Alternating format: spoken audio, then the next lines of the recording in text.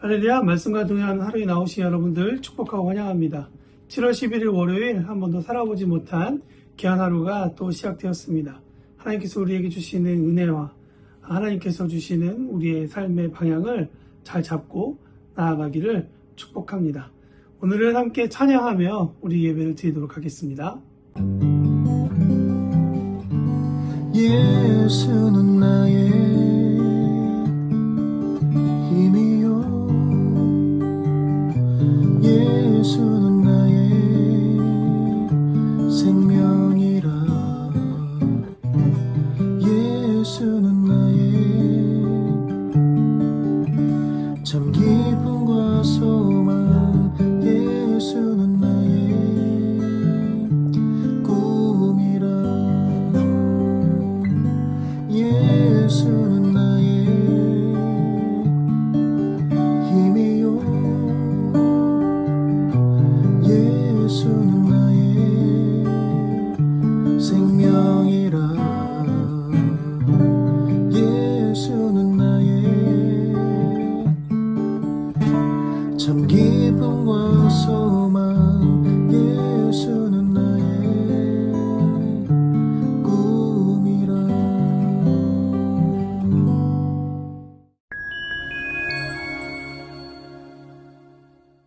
오늘 우리에게 주시는 말씀은 디모데후서 3장입니다. 오늘 저는 여러분과 1절에서 5절에 있는 말씀을 먼저 읽고 함께 시작하도록 하겠습니다. 너는 이것을 알라. 말세의 고통의 때가 이르러 사람들이 자기를 사랑하며 돈을 사랑하며 자랑하며 교만하며 비방하며 부모를 거역하며 감사하지 아니하며 거룩하지 아니하며 무정하며 원통함을 풀지 아니하며 모함하며 절제하지 못하며 사나우며 선한 것을 좋아하지 아니하며 배신하며 조급하며 자만하며 쾌락을 사랑하기를 하나님 사랑하는 것보다 더하며 경건의 모양은 있으나 경건의 능력은 부인하니 이 같은 자들에게서 내가 돌아서라.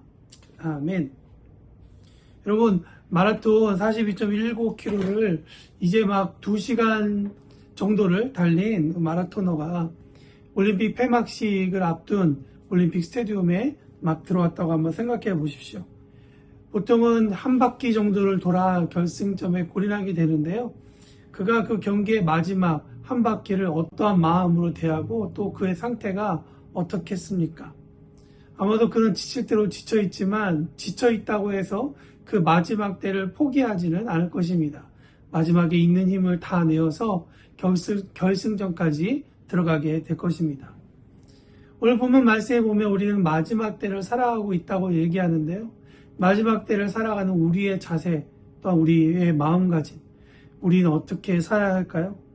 오늘 본문에 보니 바울이 디모데에게 말하는 말세에 고통하는 때가 일어난 일들에 대해서 우리가 잠깐 1절부터 5절 말씀을 읽어보았습니다. 성경에 보면 마지막 때에 이런 일들이 자연에서 일어날 것이다 라고도 이야기하지만 오늘 디모데후서 3장 말씀에 보니 사람들에게도 일어날 것이다 라고 이야기합니다. 조금 긴 구절이었지만 정리를 해보면 이렇습니다. 사람이 자기를 사랑하고 돈을 사랑하고 자랑하고 교만하고 비방하고 부모를 거역하고 감사하지 않고 거룩하지 않고 무정하고 다른 사람의 원통함을 풀어주지 않을 뿐 아니라 절제하지 못하고 사납고 선한 것을 좋아하지 않고 배신하고 조급하고 자만하고 쾌락을 사랑하기를 하나님 사랑하는 것보다 더하고 경건의 모양은 있으나 경건의 능력은 부인한다라고 이야기를 합니다. 말씀을 읽으면서 제 자신도 너무나 찔렸던 그런 말씀이기도 합니다. 그러면서 내 마음에 때가 많이 탔구나라는 생각도 들기도 하고 어떤 면에서 보면 저 자신도 또 영적으로 너무 무디인 삶을 살고 있지 않나 하는 생각을 해봅니다. 제가 이 말씀을 몇 번 읽으면서 본문을 읽을 때 이것이 말세 가운데 일어나는 사람들의 모습이겠구나로 생각해서 읽었는데요. 계속 본문을 읽어보니까 4절 하반부에 등장하는 이 말세에 고통하는 때가 이를 때에 일어나는 현상, 즉 쾌락을 사랑하는 모습을 비교하는 문장 바로 뒤에 또 다른 문장이 나오는데 그것은 뭐냐면 하나님을 사랑하는 것보다 더한다라는 바울의 이야기입니다. 그렇다면 오늘 사도 바울이 말세에 고통하는 때가 이를 때 일어날 현상을 누구를 가리키는 말일까요? 저는 믿지 않은 사람에게도 하는 이야기이지만 특별히 오늘 이 말씀은 바로 하나님을 사랑했던 그룹들을 향한 그런 메시지가 아닐까라는 생각을 해봅니다. 하나님을 경험했던 사람들 중에 헬라어로 얘기하면 필레도노스라는 단어로 해석한 이 단어인데요. 이 필레도노스는 특별히 헤노데라는 단어로부터 나왔는데요. 이 단어는 감각적인 기쁨을 열망하는 사람으로 변한다라는, 갈구한다라는 의미를 가지고 있다는 것이죠. 헬라어적으로 보면 하나님을 기뻐하고 열망하는 삶, 그러니까 필레데오스라는 단어로부터 필레도노스라는 단어로 변형되었다는, 즉 육신을 기뻐하고 열망하는 삶으로 이 크리스천들이 변화하고 있었다, 변질되었다라는 것을 성경은 이야기하고 있다는 것이죠.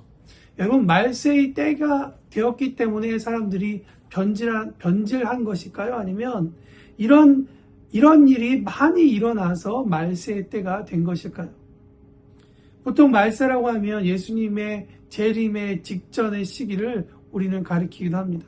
근데 이것을 조금 더 설명하면 이때는 메시아이신 예수님이 오실 것이다 라는 그런 예언이 이루어진 때부터 예수님께서 다시 오시는 때, 즉 모든 사람이 살아서든 죽음 이후로든 예수님을 만날 때까지의 때를 의미한다고 이야기할 수 있습니다. 그렇다면 모든 사람이 죽음에 이르러 재판장이신 예수님을 만날 때의 말세를 생각해 볼 수 있고, 동시에 내일이라도 다시 오실 예수님을 만나는 날이 끝이라는 것을 우리는 생각하고 염두에 두어야 할 것입니다. 그렇다면 여러분, 말세의 끝은 언제일까요?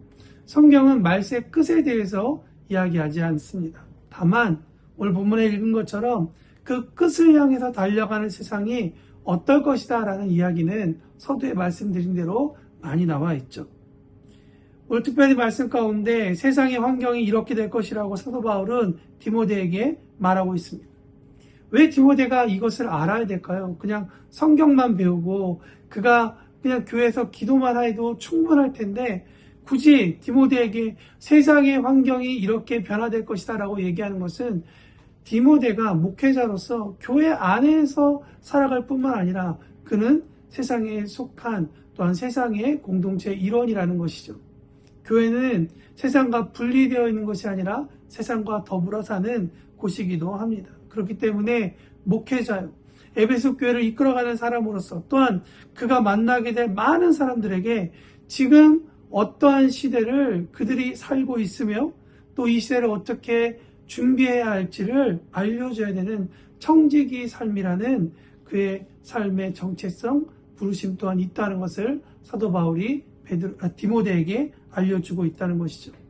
그 메시지는 디모데에게뿐만 아니라 우리 또한 우리에게 주님께서 주시는 메시지라고 믿습니다.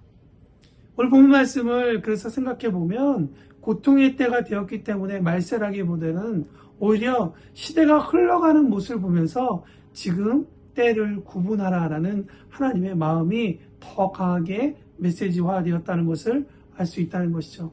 왜냐하면 1절에 보면 말세에 고통하는 때가 이르러라는 구절에서 이 고통하는 때라는 헬라어 의미가 매우 특별하기 때문입니다. 이 단어가 가리키는 고통하는 때가 이르다라는 이 말은 특별히 특정한 구간을 강조하는 말입니다. 이 구간, 고통하는 때라는 것은 헬라어 그 의미 그대로 번역해 보면 힘이 감축하는 때라고 이야기하는 것이죠. 서문에 제가 말씀드렸던 마라톤의 예를 들면 이제 이 고통의 때는 이제 막 스타트를 해서 힘이 넘쳐나는 그 구간이 아니라 결승점이 다다른 그 시기. 그래서 힘이 다 소진되는 그때를 이야기합니다.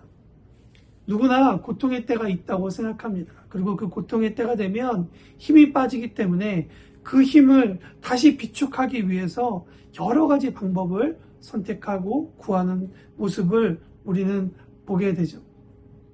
우리뿐만 아니라 이 세상 사는 사람이면 아마 이 질문을 하고 다시 힘을 찾기 위해서 방법을 찾고 구할 것입니다. 그럴 때 세상은 세상의 방법을 이야기하겠죠. 그렇다면 예수님의 제자인 바울은 그리고 디모데는 어떤 답을 가지고 있었을까요?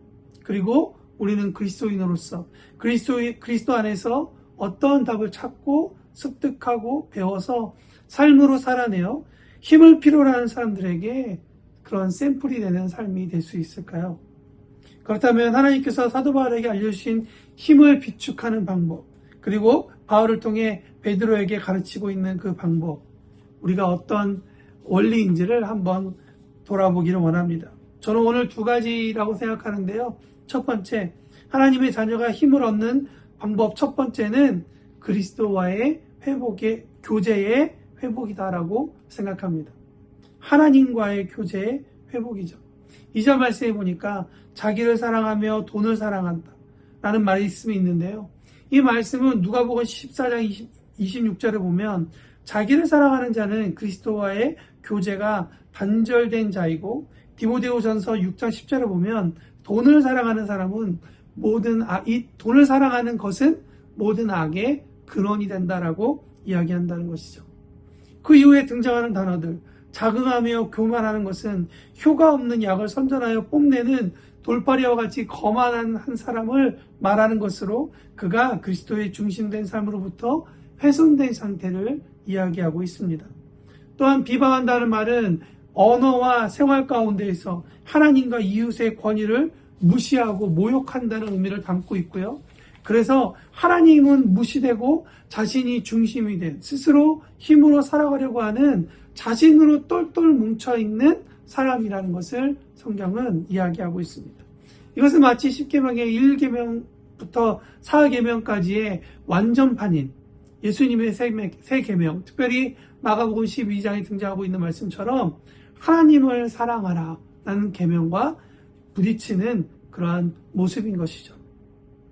사람은 하나님에 의해 창조되었다고 우리는 성경이 말하는 것을 믿는 사람들입니다. 사람의 디자인은 하나님의 호흡이 사람에게 들어왔을 때 생명이 되었다라고 성경은 말합니다.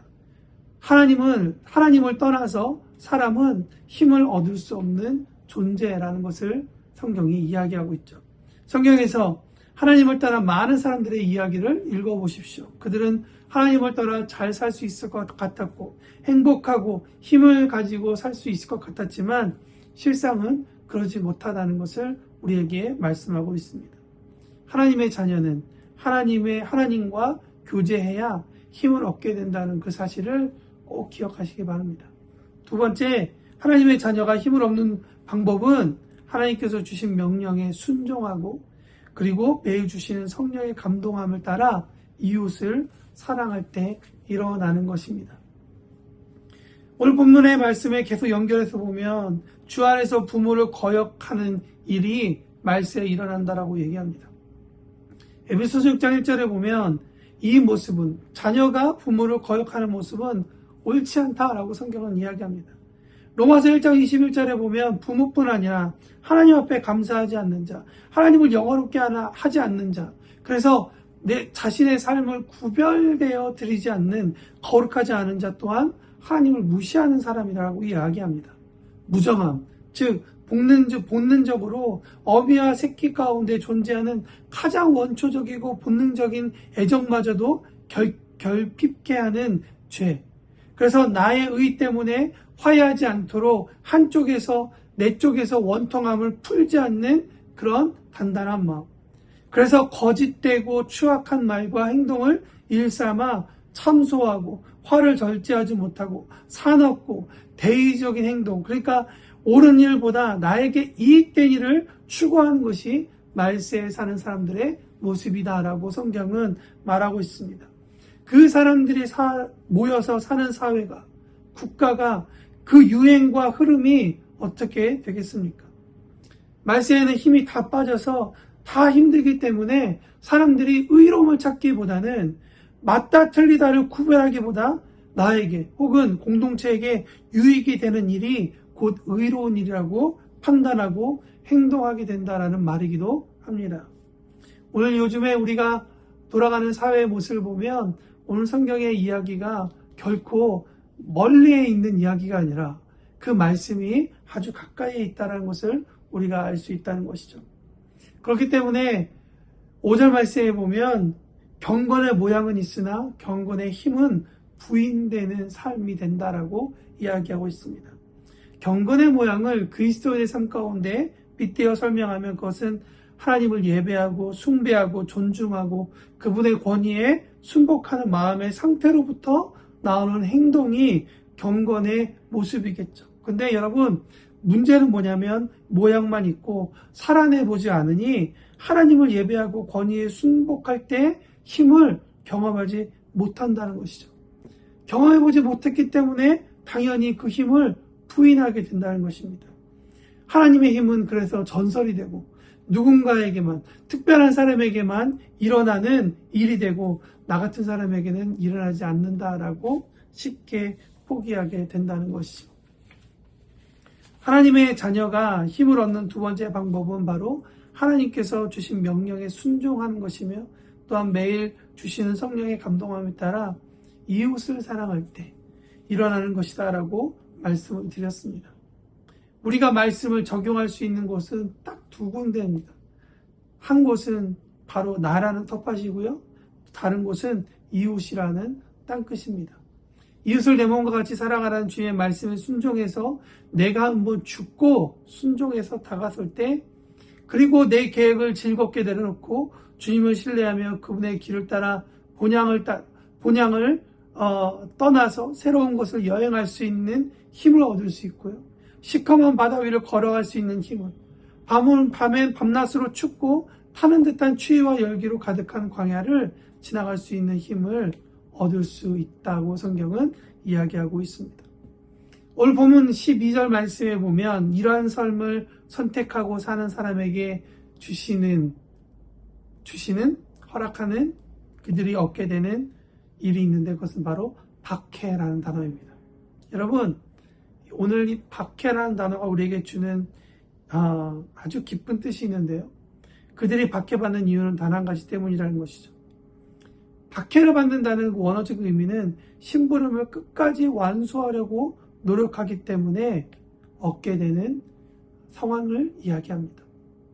오히려 오늘 본문 말씀에 보면 충성된 일꾼이 갖는 면류관이 바로 박해이다라고 우리는 알 수 있다는 것이죠. 하나님을 알았던 자들조차 변질되어 가고 있는 시대이기 때문에 디모데후서 3장 15절에 말하고 있는 것처럼 성경에서 하나님을 알아 그와 더욱 친밀하게 교제하며 그분의 감동함에 우리가 순종해서 살아가는 것이 필요하다는 것이죠.